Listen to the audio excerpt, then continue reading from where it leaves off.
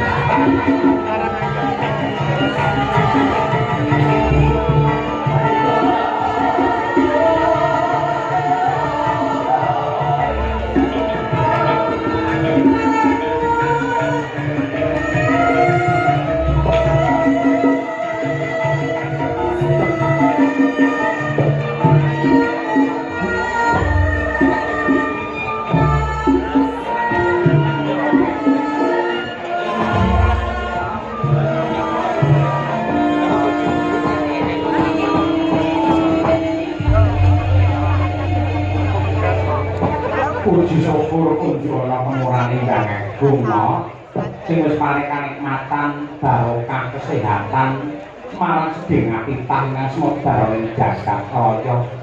Iya Pak iya. Niki kari palungguhan iki saged jumlah aku dadi cange kowe dadi limbuk wayangan nggone piyayi sing kagungan kersa istimewa kaya ngene iki lagi Sukarno ning laladan nyumput Purwosari babatan Ponorogo. Mosok iki adate kyai wayangan iki ora bersih desa ya mantu utawa sunatan utawa agustusan. Ya iki bedane piye?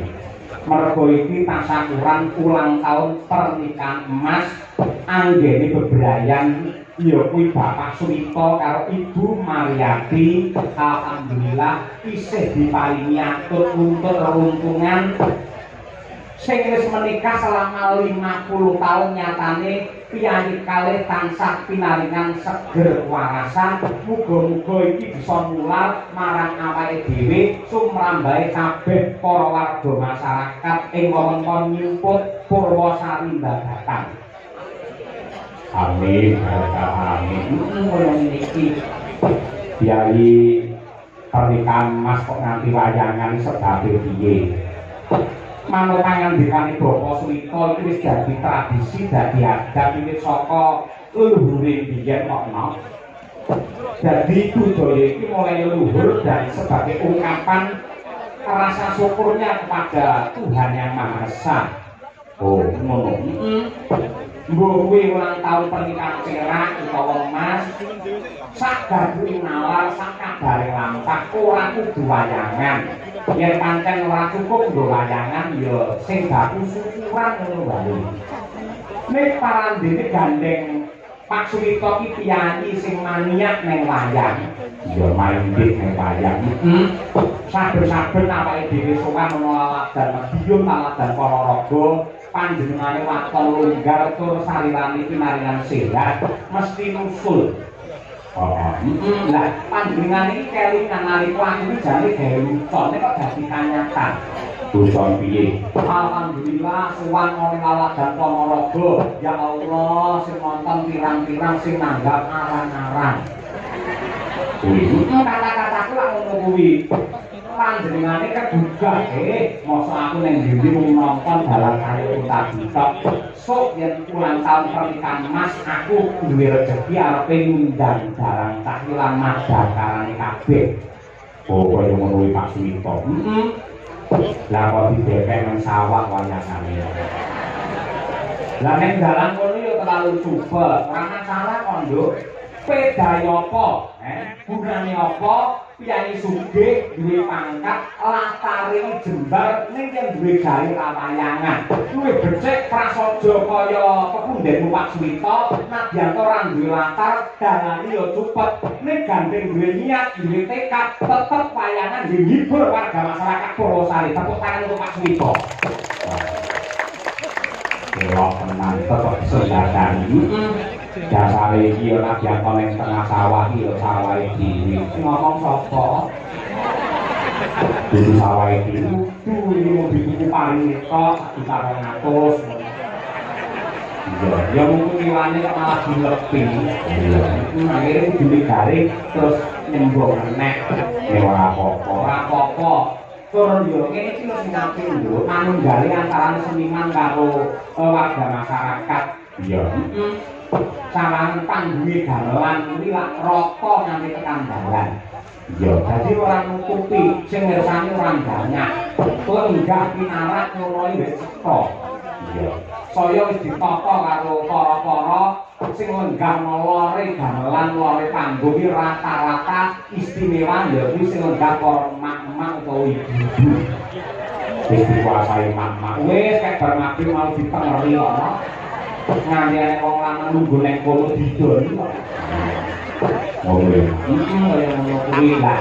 Sing jenenge wayang iki tak kira malah saya berkembang saya becik sing adate biyen wayang mung dipirsani karo Kyai Kakung tur sepuh. Ning di tahun-tahun ini sangat luar biasa karena yang nonton wayang sing mirsani wayang ora mung para sepuh tok, klebu para anak-anak kula generasi muda, wabil khusus emak-emak kepareng mirsani wayang. Rame laturane wayang iki gumantung emak-emak. Aku iki paling seneng wayang lampur emak-emak lingguh cedhek karo panggung. Sebabe guyune lak banter to. Lek guyu banter iki ngimbuhi semangate seniman. Oh, ngono kuwi matur nuwun mak-mak mugi tansah pinaringan sehat walafiat urang rezeki. Lan ugi putra-putranipun dados larehan saleh-salehah. Amin ya rabbal alamin. Cuakake lan gunane mugi menanggap. Apa nanggap ora ngono. Nah lho. Bapak Suwita karo Ibu Mariati kagungan putra sing cacahe 4 sekawan. Ing sepisan ya kuwi Mas Bagus Setiawan. Ana loro Mbak Ani Puji Rahayu, angka 3 ya kuwi Mas Kliwon, angka 4 ya kuwi Sugeng Suprandogi sing akrabe diundang ya ya. Oh, iki dadi dampu ya ya. Sing bayari ya sing ditanggap yo ya. Ya. Kabeh dudu. Amin ya rabbal alamin. Lah, nuwun sewu kejaba saka kuwi Pak Suwito ki ya sore mau ki rada ngeluh ngeten tak dalang. Dados nggih kula mriki bisa nimpun mriki Purwosari mriki udakara pun 20 taun iki kiai mriki jelas boten nate nanggap panjang. Jadi kula wiwiti dhisik muga-muga iso nular alhamdulillah mau bar magrib dipandhegani karo Mas Tarik Purwosari didherekake karo para BPD lan sepuh perangkat desa ngejot awake dhewe sisan gawe pengumuman sok tanggal 20 Mei bersih desa di lapangan Purwosari. Jangan ini saka Pak Suwito. Iya. Iya Pak Wito mau meneri Pak Dalang nanti dadi tenang kene karo Pak Lurah layanan di lapangan nuwun sewu bare lantarane kula mangke raketang sewu kula mangkaringi. Iya kata-kata dhewe wae. Aku mau juga sono, juga ya. Lah iki saline wong tuwa kaya Pak Wito karo Bu Mariati aja dadi bojo bisa dadi jodoh. Ora dadi bojo dadi yo jodoh yen bojo iki ditambahi akhire jalan. Ya bojoan. Yen jodoh wae temenan becik ngerti kok bedane bojo karo jodoh. Ngertos mak ngertos dengan api paring dawuh. Bedane bojo karo jodoh, bojo karo jodoh menika menggawe ketang benten. Menawi bojo menika namung kabantar wonten lahir, wujudipun kasripat. Tegesipun namung winatesan ing keluargakan mila yang pados bojo menika langkung gampil awit syarat-syaratipun winatesan namung tata lahir. Lanang wadon gelem karo gelem, seneng karo marem, kene butuh sing ana butuh, sing lanang karep sing wedok moyang. Niku wis dadi bojo. Terus bila saking menika tiyang bebujuan ingkang namung adhedhasar peningal wadah lan siwurung hargane hawa nafsu menika adaanipun boten lestari. Tegesipun bubar pengandalan mergo tangging katresnan namung kaiket pundak kumpul dene kepinginan lahir ingkang sari owah diusir. Kuwi bojo nggih, yen jodoh menika dunungipun mapan wonten ing datos ingkang tulus, ati ingkang resik pinuntut dening roh suci. Mila saking menika rehne manungsa boten wonten ingkang sampurna pramila bab jodoh kaliyan bojo menika Gusti ingkang nyipta jagat ingkang renang mentokaken betasan dipun aling-alingi gunung pitu segara pitu yen kira sampun timudhat dados jodoh pinuku sarana ngaku boten dadi kirang margi maku. Dadi wong dadi bojo ning jodoh kaya Pak Suwito kuwi ya nggih ingkang sae kados mekaten. Mula didongake dipijekke rugi-rugi keluarga Bapak Suwito, Ibu Mariati, putra wayanipun sedaya. Wiwit ing ratri menika ngantos pungkasaning jaman tansah manjihayu lan rahayu durung tindak kala sirna mbono basuki tansah pinaringan sehat lahir batin, pinaringan panjang yuswa rezeki ingkang melimpah ruah kebak ing barokah, pinaringan tentrem lahir batin keselamatan donya tekan akhir. Allahumma Hasbunallah wa ni'mal wakil.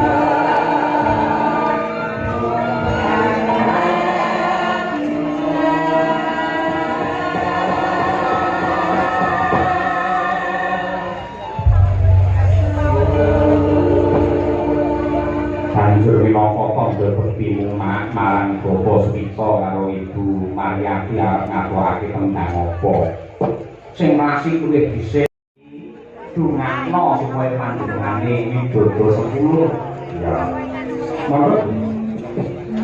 Dalu, assalamualaikum warahmatullahi wabarakatuh. Saestu dalu menika kula remen sanget lan trenyuh ningali kawontenan keluarga besar Bapak Swito kaliyan Ibu Maryati ingkang dalu usia pernikahan ingkang ping 50 tahun. Ulang tahun pernikahan Mas. Muga-muga ulang tahun pernikahan Mas iki iso musin nang awake dhewe ya, Pak. Muga-muga awake iso nganti 50 tahun kaya Bu Maryati ngono lho, Pak. Insyaallah. Lagi ngerti lho sik lakone piye. Luwune pancen ngono iki ora rawani ada iki streaming kok. Yang nanti didatani kok buka singgil karo Pak Samyo kok ngono romantis. Gak iso akhire iki nanti ora ngerti ya to iki. Ya amin, amin, amin, begini, amin. Pramila dalu menika kula ngaturaken tembakipun apa? Sarung jatuh. Bawane apa mboten? Yo komplek sak bawane pisan kuwi. Bawanipun Monggo saged dandan yo kanjeng saged utawi asmara ndono nderek kaliyan dikesi kula niku manut kalih panjenengan mergo kula pun kondang dalang sing paling wedi karo bojo kula iki. Ya. Bapak kedangaken Pak Dalang. Ya. Wong tangga yang lanang mboten manut kalih bojo niku bahaya. Usilanan kedangaken kalih bojo itu. Nek ora mboten iso-iso mungkin iso ngono nggih. Wong lanang yo di akhire yo aneh-aneh ngono iku. Nah, kula niku nggih saestu lho. Ibu Maryati menika saged menguasai bapakipun. Menguasai. Kula tembani sarung jagung. Apa kok ngangge sarung? Nuwun sewu, sarung itu adalah simbol kejujuran. Jaba jero padha. Saiki iklan iki, nuwun sewu. Iklan kopi kapal api kae ngapusi. Jare kapal api dibuka ora nek kapale. Ora ngono. Sapi garuda kae. Bare dibuka kae bak nyamuk jero ora nek rodane. Sing jujur iki ya kuwi sarung. Tak gajah duduk. Buktine sarung dibuka enek taline, ya. Wes, saya buka. Ini pemanasan Pak Gareng.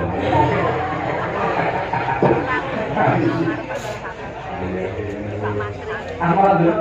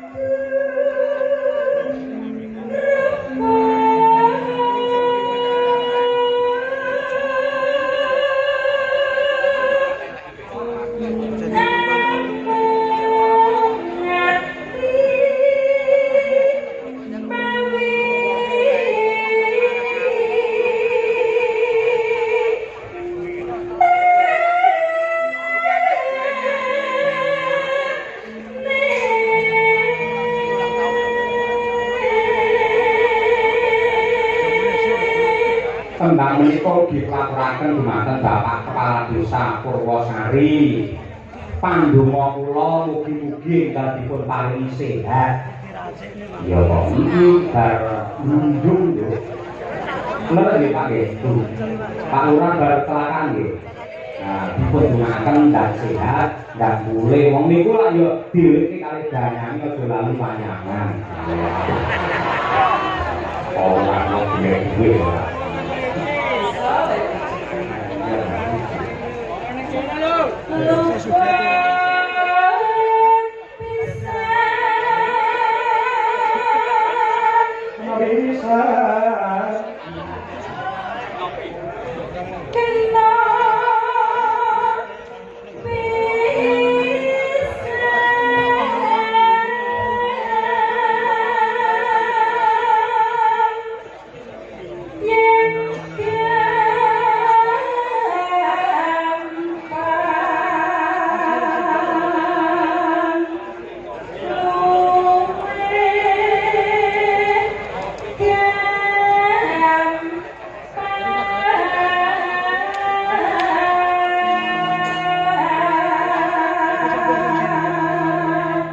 ugi kula aturaken minangka tandha sungkem pangabekti kula dumateng para kyai nyai pengasuh pondok pesantren Laladan Ponorogo badhe khusus ing pondok Panisanga Ngabar.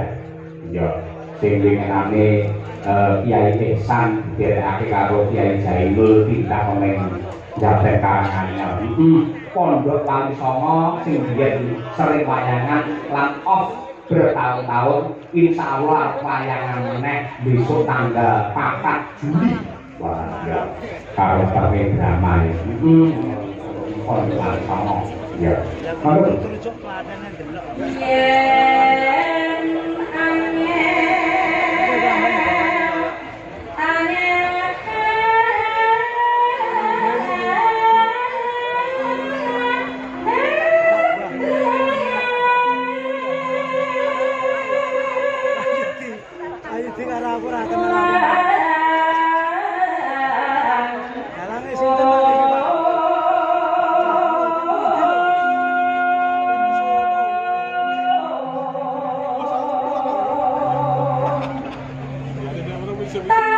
Yen angel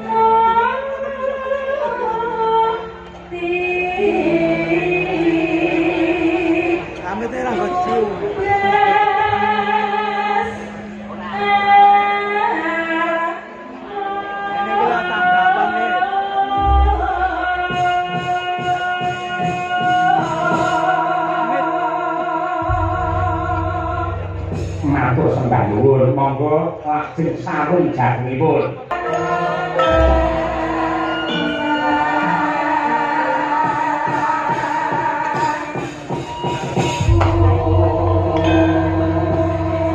Matur sembah nuwun wilujeng kala wis katur tembang klasik sarung jagung karya sang maestro Kinarto Sabdo dening Ibu Sukesi dan kawan-kawan. Ya. Mazake pelawake tebih saking Wonogiri Mas Gareng Teralala. Wah,